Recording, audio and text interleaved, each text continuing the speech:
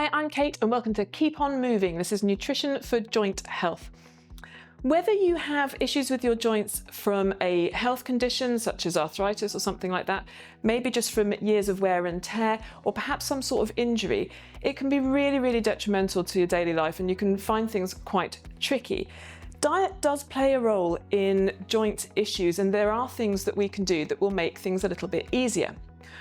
The first one, I suppose, is actually to do with weight. If we're carrying a little bit of extra weight, all of that extra puts pressure onto our joints that perhaps we could do without. So the first thing to ease joint issues, I would say, would be to take a look at any extra weight that you might be carrying and maybe make some steps to reduce that a little bit, because it'd be like carrying extra shopping bags or an extra backpack around, and even a few extra pounds can really make a difference. So that would be tip number one.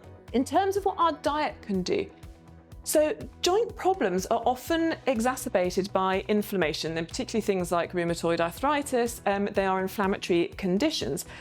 So what can we do to limit the inflammatory effect within our bodies? Well, our diet is really crucial with this. It's incredible what the difference it can make. Certain foods do increase inflammation, and these are things that are high in sugar. They are things that are high in saturated fat and high in salt. These have been shown to really make things worse in terms of all sorts of inflammatory conditions, but with joints that absolutely counts. So these sorts of products here, if your diet is quite high in those and you're struggling with joint pain, this would be a really great area to look at and try and make some improvements. Now, there aren't such things as anti-inflammatory foods as such, but there are great alternatives to these ones that do cause inflammation that you can use to improve your diet, and there you will see a difference by making some really simple swaps.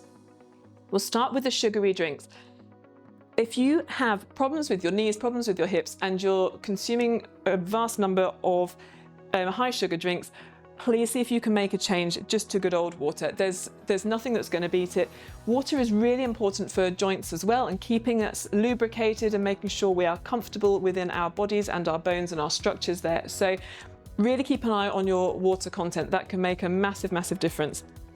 We also want to be looking at brightly coloured, strongly coloured fruit and veg to make sure that our levels of the vitamins and minerals that we need to support our joints, our bodies and everything else are in place in our diet, and we're getting what we need in the right quantities.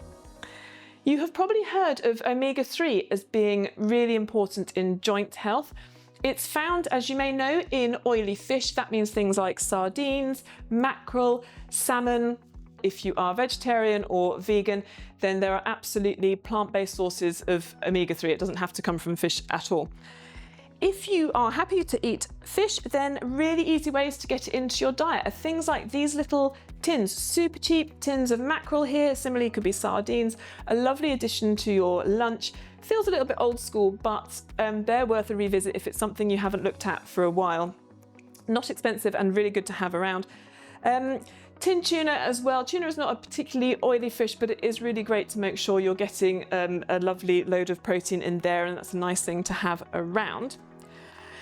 Also, whole grains, whether it's whole grain bread, that means the wholemeal end of things, or changing your white pasta, which is high in the sort of refined carbohydrate end of things, swap it for a higher fibre whole wheat pasta.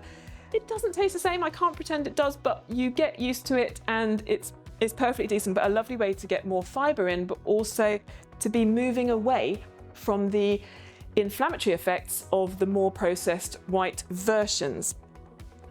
Oats also a really lovely way of helping with inflammation, so these are worth including in your diet if you don't already. Doesn't have to be the instant kind, it could be just normal porridge oats that you bring in a couple of times a week to your diet. Supplements. If you don't feel that you can get what you need from your diet, or it's a bit of a step too far, do consult a GP before you start thinking about any supplements in case of sort of contraindications with other medication or conditions. But things like this is quite an inexpensive one that has the cod liver oil, that's the omega-3, and glucosamine in there, can really be very helpful. Also, the evidence is very strong on turmeric supplements, Make sure you've got a high percentage, a high level of active ingredient in there. Some of them aren't worth the packaging, you know, there's so little active ingredient in there, so do look for the best one that you can. But the results from turmeric on joint pain have been really, really very impressive. There's also chondroitin, another mineral that is helpful and been shown to be beneficial for joint care. So something else to look into, but do seek medical advice if you're thinking about taking supplements and you're not sure if they're right for you. I hope this helps to make your day a little bit better, make your joints a little bit easier. Do give things a go, and I think you'll be really surprised at how much difference it can make.